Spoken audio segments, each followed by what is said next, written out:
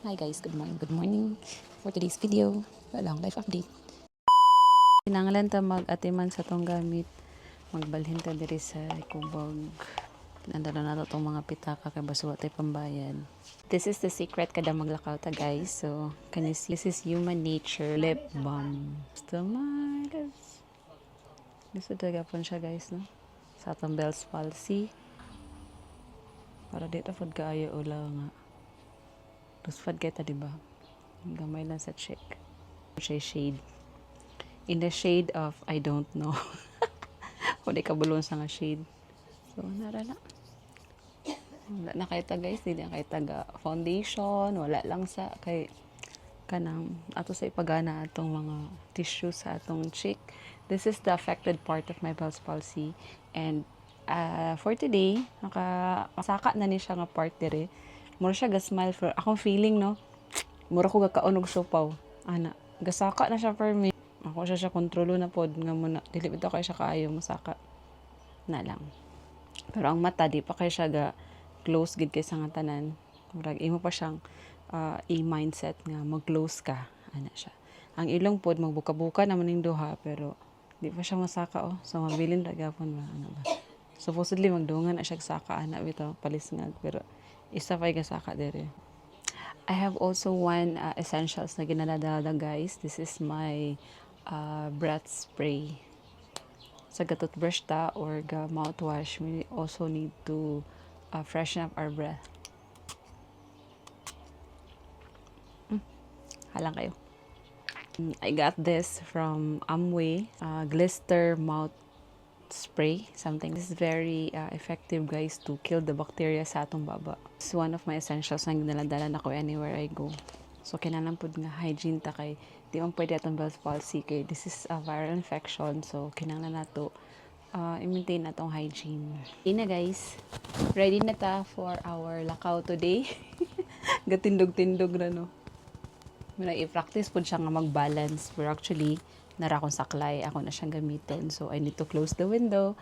So, ato ibutang ang camera. Diba? Okay na ba akong outfit karon guys? This is the first time na nag-carsonis ko. Carsonis. With my shoes. Of course. Try tag-carsonis guys. Kay kanang bugnaw mo kasi na akong i-compress akong tiil. Gamitan na compression socks para dili ba ito siya muhubag kada maglakaw pero dili sad permanente. Wala man gumi kapalit og tawagan na bandage. So compression socks, although ang compression socks good siya, nako siya tabang para dili kay magswell akong tiil. Okay, nana akong sundo. Hi guys.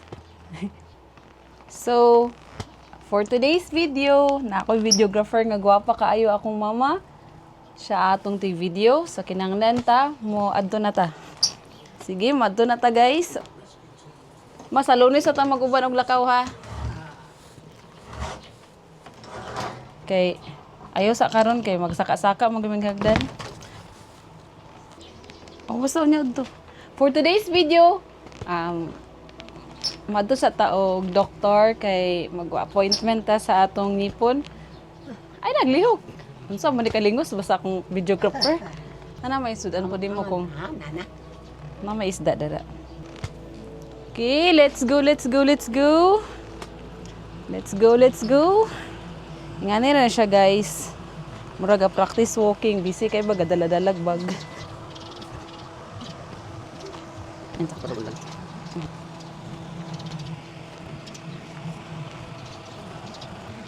So, guys, dili gid lalim kung kanabitang naglakaw bitaw kay tungod ani nga ang preparation na mo gikan pa sa alas 6. So today it's already 8 o'clock kinahanglan nato alas 9 ang appointment sa doktor. Dayon mo ni siya kinahanglan ang alugnan at timanon no. Kana sa daddy. So dalag-unlan para sa atong sandiganan. And kita pod maningkamot pud ta nga makanaog taan ni atong hagdanan nga panaog padulog. Butangan na mo siya bangko guys before ko manaog kay mulingkod ko dana ay adin ko mo naog. So it's not easy. So nagsaklay ka pa, vlog ka pa pero don't worry guys, dili na siya mag-vlog while ka baklay. So this is life update. Ha? Dili na exercise. Ha?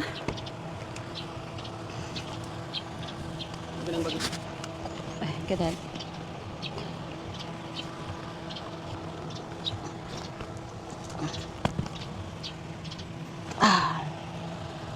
Ang tuhod lang gid sakit ba? Di na sa lagi ta magkaon og bangos. So, sa pagpanaog daw kuno, the bad soul goes to hell. So, una ang bad soul. Pero, maglisod man ta kay padulhog man, idungan og naog. Ay, thank you Lord. Tagalan tayo sa iro dire. Mudigyas magudang kuan dad. Akong kani ba? Ay! Ambak-ambak na, kaya niya makatunog sa tae. Ambak. Ginambak-ambak kahap-hap. Galokso-lokso lang ta guys kay kanang naitae sa iro dire. Mahugaw niya akong aircast.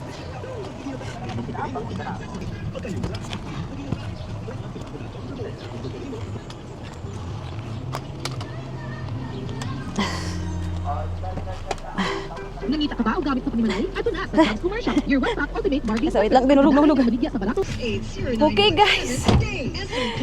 Ingani ako nilingkuran basta magsulod sa sakyanan kay di mo ko pwede inaog akong tiil kay relax man nimo siya. Dapat siya nakaangat. So with our aircast by Navi Form by Spina, thank you so much. Dako ka siyang tabang. Dako ang tabang akong aircast para maka-stabilize akong pagtindog, paggamit sa akong tiil. Instead nga isiminto siya, as per sa akong ortho, kung isiminto siya, mugamay akong tiil, so maglisod ko, bawi ba, putag muscle. Whereas kani siya, pwede rin siya mapulas-pulas, then pag mahigda ka, ma-raise rin mo imong leg. For today's video, share na ko sa inyo guys kung asa mi padulong. And today is our appointment sa dentist. So itry na ako kung pwede na ba ako magpa-cleaning sa ngipon, pero I doubt kay ganyan buntag sakit akong ulo. So it will be the husband's appointment today kay gahubag yung ngipon, so kinahanglan mo siya pa-check up.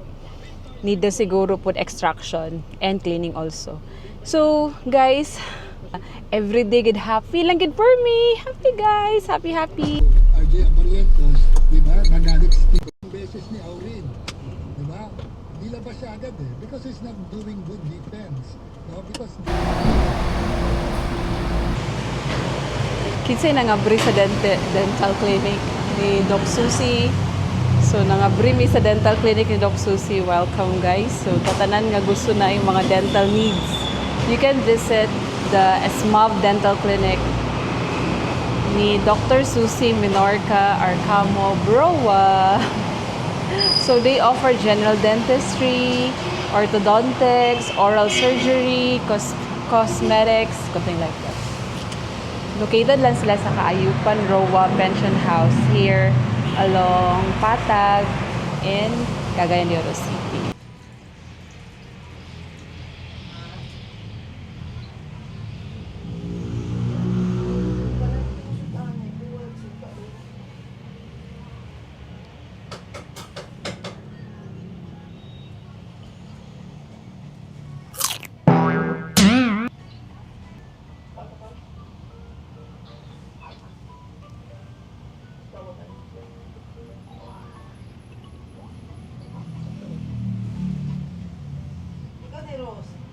So the first thing that we do is mag-fill up the patient information record. Kay Manday record here sa small. Previously dito ko sa Picas Clinic kuan kay Doc Susie. So kami pa ang pinakauna kay 9 o'clock ang appointment pag open gid sa clinic. Pasaklay tawon ubusan natin tiil. Okay, relax lang ka diha. Addiction. Dulong ni ka ko na ni procedure kay wala jud na hiwi dali sa kontinaan na lagi do ko. Oo ba? Pero may gani kay malihok na nimo. Dili tun-an gid siya iliho kay para magkamasal ang bukto. Oo. Kay Kung dili man nimo. di ko kalakaw kung wala man siya direkto kanang wala pay muscle kaayo ba. Di para dire. Oo. Kani siya humog kani siya dinhi.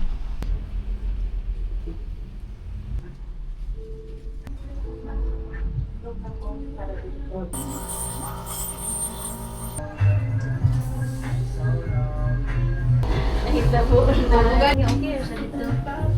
Okay, sige. Panggabi, maging siya tugno, may ka dito ah. Good luck, William.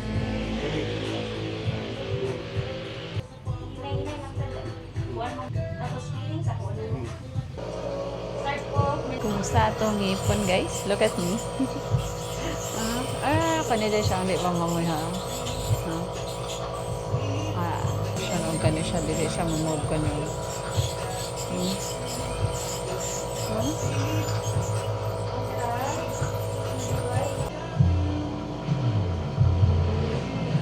Hi, kumusta? Kumusta? Kumusta man ang bag-ong giibtan sa ngipon? Ha? Ay, magtanaw sa drive. Turog ko ba basta makapil ka ng sakit kay sa tanan ba? Nagkurog jud ka. Yan ay nagkuhan sangil-sangil da. Nagkurog jud ka. Diba? Nag-igo sa kon, pag-igo sa kanang bitong maigo ang gams nga. Ang naigams ka kanang okay ra ngilo, okay ra tong maigo sakit-sakit pero naagi isa nga sakit kay sa tanan. No. Mo tong makakurog. So this is it, guys. Nana si William sa era sa dental health. So kinahanglan gyud na kanamang ayaw pa nimo siya na later na realize in life na when you turn 49 something or 50, siya 40, ayaw pa na to ma-realize na kinahanglan di ay importante, ang pinaka-importante ang health sa ngipon.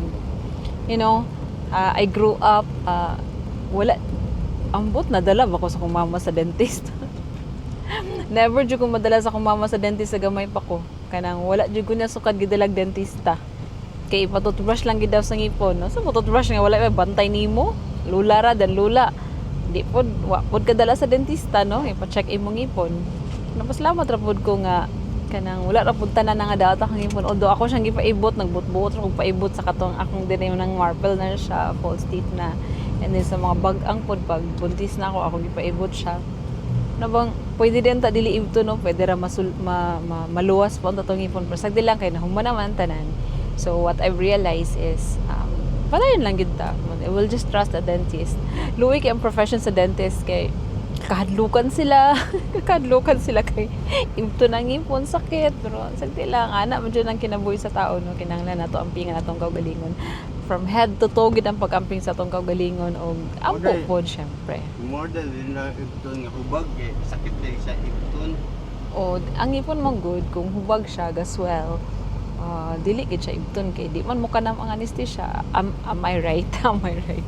Tinuod ba guys? Kasi ba naka-experience dira? Ako no nakasukad mo ko na nga kapag hubag sa akong ipon, ikatulog gito nga shot na anesthesia. Pag ginambo akong baba. Sakit kay oy. Sakit jud sa tanan ibton ang ipon kay isa ba na siya sa mga kanabit ang gihimo sa Ginoo nga ligon ka. So finally, earlier I said na kanang basin og ang vibration bitaw sa paglimpyo sa ngipon kay dili ko pwede no tungod sa Bell's palsy, but thanks God na kuan na siya, okay ra day siya kay awra raman siya kanang sa ngipon raman siya magkurog-kurog, diba?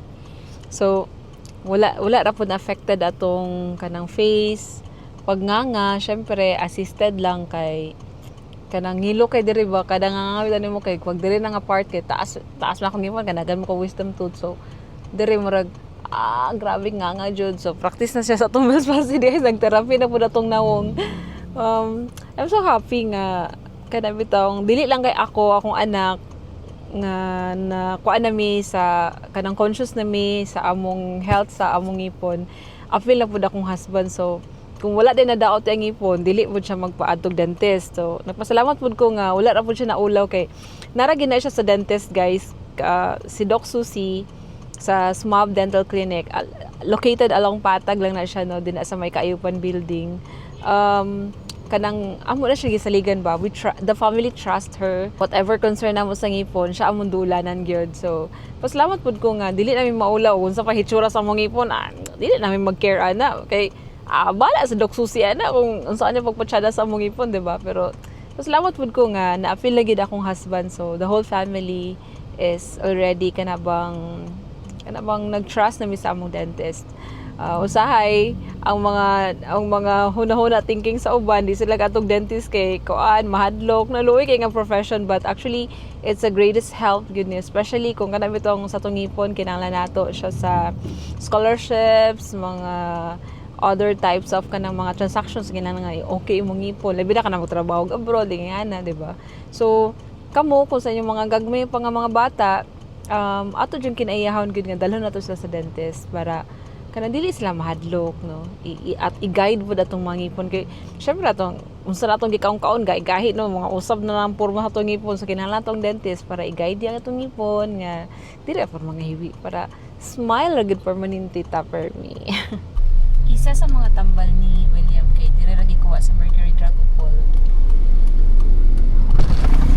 Sila ng system kay pwede ra nga kung asa ang available dito, kuhaon ang tambal. Human naman ta sa atong dental appointment, so we make sure nga ma-happy with tong hearts na natin karon sa panagatan, guys. Panagatan. Welcome to Panagatan. Nga ito, dilidagan ang tao. Magkaon ta direk lami.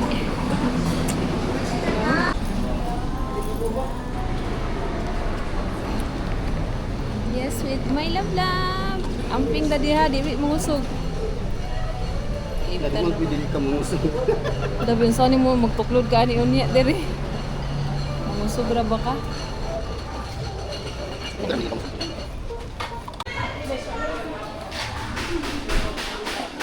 Kani kay hangin. Kani hangin. Dapit nga side. Dito sa side. Ikaw na lang order ha. Ah.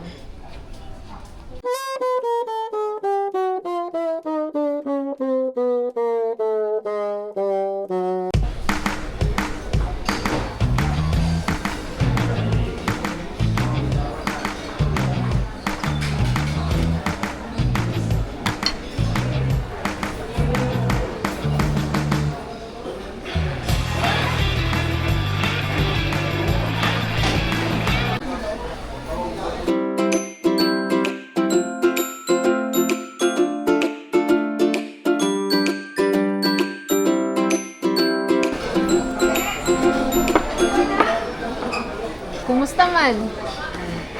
Kumusta man? Udah ra kain na gani agiana na dala.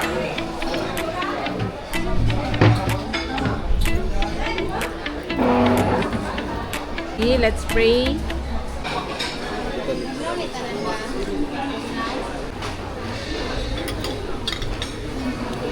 Please. Welcome to my family. Welcome to my family. Naniudo ta karon sa Panagatan, guys. Kaya nagpaibot mag-ipon si William. So, di ba? Enjoy lang ito. I-celebrate na to ang kadaugan. Nagpaibot na siya ipon.